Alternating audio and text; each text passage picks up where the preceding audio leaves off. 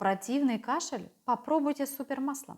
Оказывает следующее действие: противокашлевое, отхаркивающее, обезболивающее, противовоспалительное, смягчающее и обволакивающее, иммуностимулирующее и заживляющее.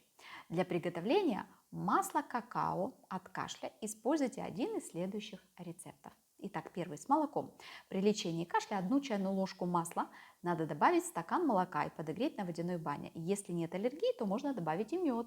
В течение дня для лечения кашля нужно пить 3-6 стаканов. И второй. В чистом виде небольшой кусочек какао-масла рассасывать как конфету, не более 5-6 раз в течение суток. Было полезно? Лайк и подписка. Хотите укрепить свой иммунитет? Приходите на консультацию к целителю по ссылке в шапке профиля.